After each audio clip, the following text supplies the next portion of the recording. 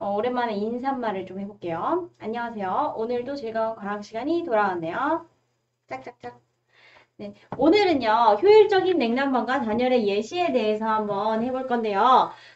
이게 이제 뭐냐면 저번 시간에 선생님이 에어컨과 그 난방기를 설치하는 그 방법, 원리 이런 거를 내가 다음 시간에 해주겠다고 했잖아. 그 다음 시간이 오늘이죠. 그래서 오늘 이 효율적인 냉난방, 그 냉난방기의 설치 원리, 그리고 어디에다 설치해야 되는지 그거랑 그 다음에 단열의 예시에는 뭐뭐뭐가 있고 어떻게 단열이 되는지 그거 알아보도록 하겠습니다. 그럼 일단 누군가의 집으로 한번 가볼게요. 짜라란. 네, 누구 집으로 왔는데 되게 좋은 집 같네요. 그죠? 우리 여기서 이제 얘들아 지금 여기에 뭐가 없어? 지금 에어컨이 없죠? 난방기도 없네. 에어컨과 난방기가 없어요. 그래서 우리가 그거 설치해주러 온 거야. 알겠지? 설치해주러 갈 건데 어디에다 설치해줄지 한번 생각을 해봅시다. 오늘 냉난방기구의 설치. 이거는 뭐의 원리에 따라서 저번 시간에 배웠던 어떤 열의 이동 방법의 예시였지? 네. 대류현상을 이용한 거였지? 그래서 이거는 대류현상을 이용한 거고요. 이 대류현상을 어떻게 이용해야 효율적으로 이용하는지 한번 볼게요. 일단 냉방기를 설치할 건데 냉방기가 이제 벽걸이형이거든요. 그러면은 한 뭐 이쯤 이 벽에다가 한번 설치해볼까? 한번 설치해볼게요. 냉방기 나와주세요. 네, 요렇게 설치를 한번 해보겠습니다. 그럼 요렇게 하고 버튼을 띡 누르면 네, 찬바람이 나오겠죠. 확인해 봐야겠지? 찬바람이 요렇게 나오겠지. 찬바람이 나오면 여기에서 나온 이 공기 입자들은 어때? 차가운 공기 입자죠. 찬 공기 입자들. 근데 얘네는 움직임이 둔하고요. 온도가 낮다 보니까 활발한 정도가 적은 거잖아요. 그죠? 활발한 정도가 작아서 얘네들끼리 모여 있는다고 볼 수 있죠. 서로의 거리가 가까워요. 그러면 서로 모여 있으니까 빽빽하고 빽빽하다는 건 밀도가 어떻다? 밀도가 높다는 거죠. 그래서 밀도가 높아서요. 여기에 밀도가 높기 때문에 얘네는 어떻게 돼요? 얘네는 밀도가 크면 가라앉겠죠. 요렇게 가라앉겠죠. 네, 가라앉습니다. 그래서 이렇게 가라앉게 되고요. 이 친구는 밀도가 커서 가라앉는 친구이기 때문에 전체적으로 순환을 시키려면 어디다가 설치하는 게 좋겠어? 만약에 에어컨을 아래에다 설치한다. 아래에다 설치하면 얘는 계속 아래에 있으려고 하는데 그럼 발만 시렵고 위에 전체적으로 시원하지 않겠죠. 그지? 그래서 이 친구는 어디다 설치해? 전체적으로 순환을 하기 위해서는 위에다가 설치를 해야겠죠.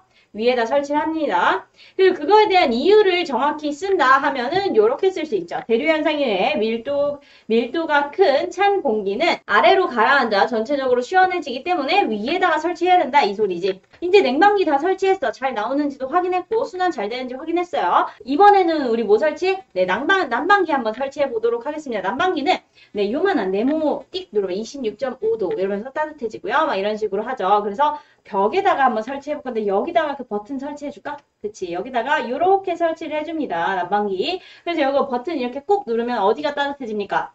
네. 바닥이 따뜻해지죠? 이렇게 올라와요. 열이 이렇게 올라옵니다. 그럼 얘가 이렇게 올라오면 여기에서 올라온 이 입자들은 따뜻한 입자들이겠죠?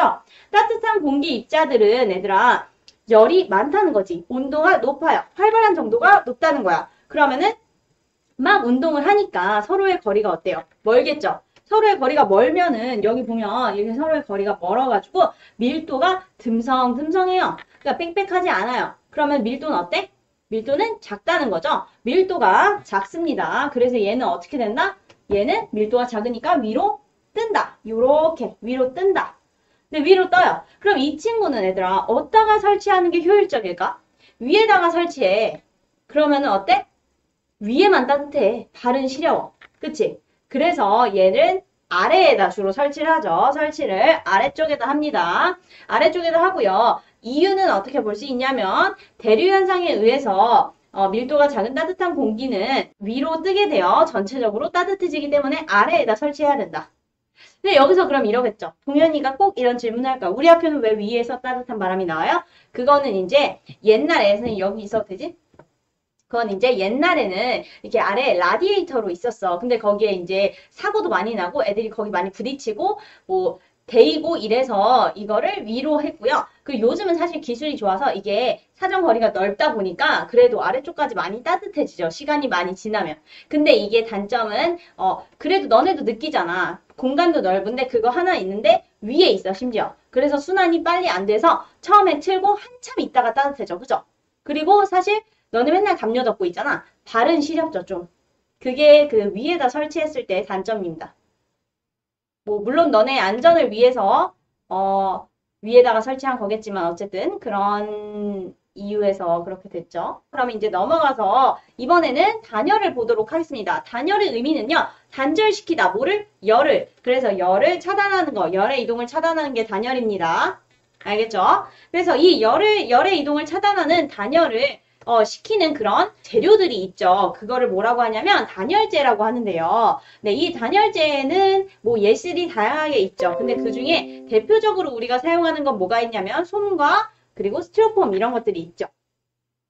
실제로 집을 지을 때도 밖에와 단열을 시키기 위해서 스티로폼 재질을 좀 넣어요. 가볍기도 하고 그리고 이제 솜 같은 경우는 이불을 덮었을 때 굉장히 따뜻하잖아. 우리의 열이 밖으로 나가지 않기 때문이지. 그치? 단열의 다른 예시죠. 그래서 이제 오늘 우리가 살펴볼 단열의 이용은요. 네 가지가 있는데요. 일단 첫 번째 보온병. 그 다음에 두 번째는 방한복. 뭐 패딩 이런 거. 그 다음에 세 번째는 아이스박스. 그리고 네 번째로 볼 거는 바로 네 요겁니다. 이중창. 그래서 이제 넘어가서 첫 번째 보온병부터 보겠습니다. 보온병 같은 경우 일단 그림 가져오면 이렇게 생겼죠. 단면인데요. 이걸 자른 거지. 여기에서 여기가 이제 뚜껑, 그 다음에 여기에 안에 옆면이 있고요. 그 다음에 요 사이 공간 있지. 여기 사이 공간. 요게 이제 이중벽이죠. 이중벽. 그래서 요 세 가지를 알아볼 겁니다. 일단 요 막에는요, 무슨 역할을 하냐면, 바깥 공기와의 접촉을 막는 거야. 접촉을 막는다는 걸 뭘 막는 거야? 네, 전도를 차단시키는 거죠. 전도를 차단시켜서 외부 공기 입자로 열이 전도되는 걸 방지하는 거죠. 네, 막의 역할입니다.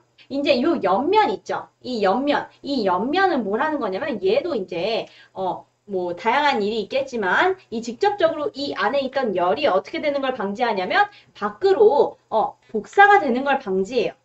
네, 복사를 방지합니다. 복사 차단, 열의 이동을 차단시키는 거죠.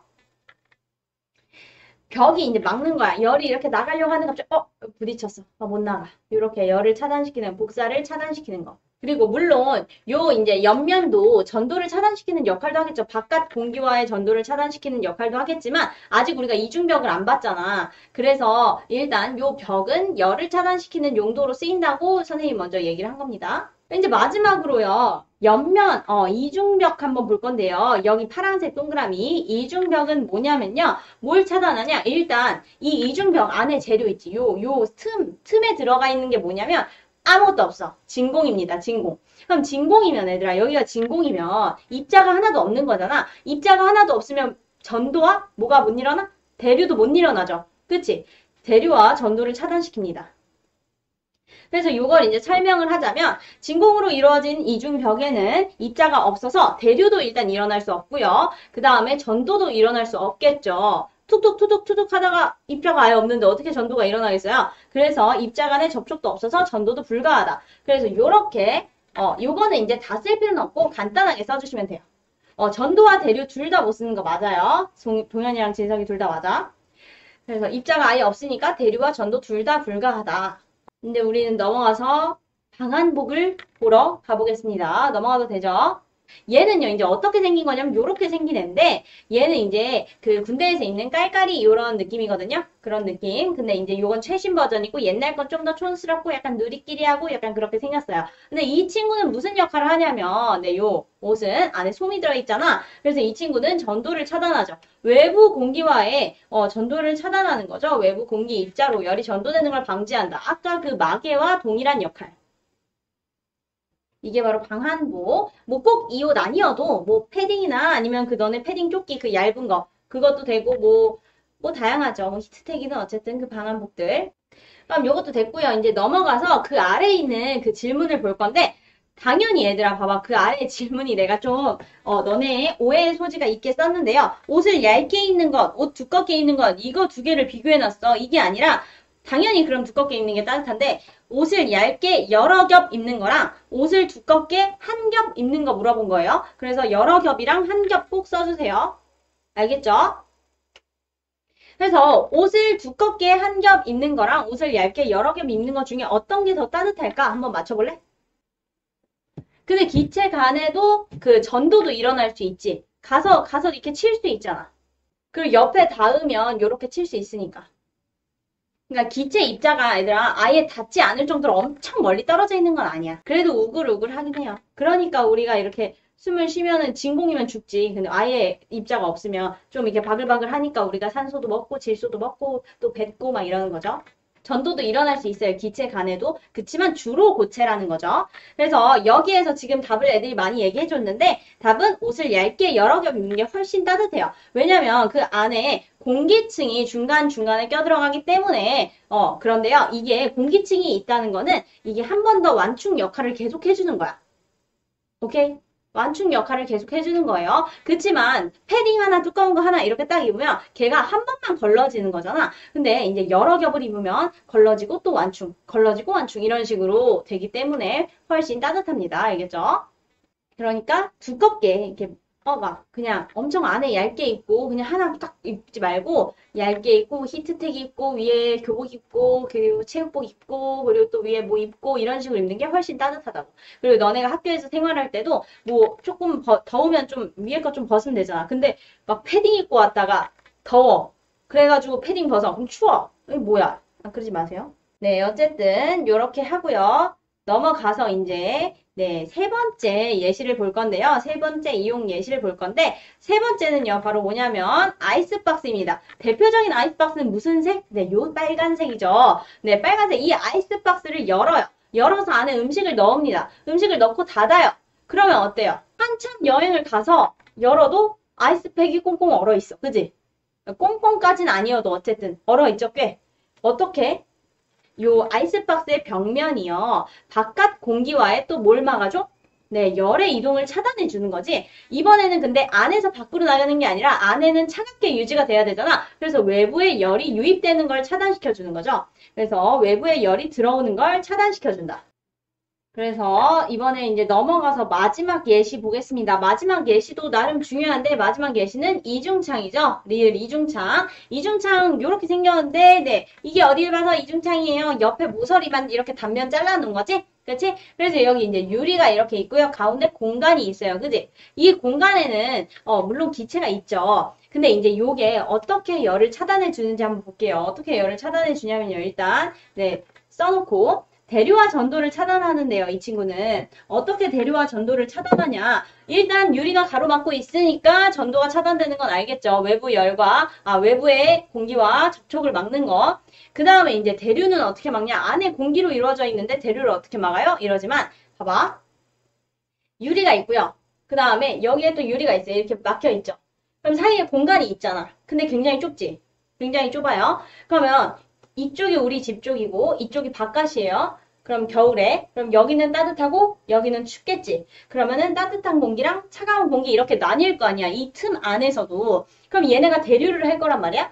대류를 하는데 원래 대류는 이렇게 올라오고 이렇게 순환이 되는 게 맞잖아. 순환이 돼야 되잖아. 그치? 근데 이 공간이 엄청 협소하다 보니까 얘는 올라오고 얘는 내려가는데 이렇게 만나서 상쇄가 돼서 없어지는 거야.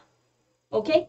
그러니까 얘가 원래 이렇게 공간이 충분해서 이렇게 대류가 일어나야 되는데 따뜻한 공기는 올라가고 차가운 공기 내려오면서 얘네가 만나버리는 거죠. 너무 좁으니까. 그래서 이게 상쇄가 되면서 대류가 원활하게 일어나지 않아서 대류가 차단된다고 볼 수 있죠. 바깥, 안이 차단된다고 볼 수 있어요. 그래서 오케이? 그래서 그 이유를 장문의 글로 써보자면 유리로 가로막혀서 전도가 일어날 수 없고요. 이중창 사이에 공기가 대류를 통해 열을 전달하기에는 공간이 협소하기 때문에 그렇습니다. 즉 따뜻한 유리에서 찬 유리로의 이중창 내에 대류가 원활하지 않아서 단열이 되는 거죠. 단열이. 대류가 되면 계속 공기가 섞이는 거잖아. 찬 공기랑 따뜻한 공기랑 찬 공기가 계속 이쪽으로 오는 거잖아. 우리 창문 쪽으로. 대류가 안 일어나면 찬 유리, 뜨거운 유리 각각 알아서 공존을 하는데요. 근데 이제 대류가 일어난다. 그럼 얘네가 계속 섞이려고 하니까 찬 바람이 계속 안쪽으로 이렇게 공격을 하겠죠. 섞이려고. 그러면 안 되지. 그래서 오늘도 이렇게 마무리를 하고요. 내일 우리가 배울 거는 열평형이고요. 내일도 금방 일찍 끝날 거예요. 알겠죠? 그래서 오늘도 고생하셨고요. 내일 만나요. 안녕. 돌발 퀴즈 풀고.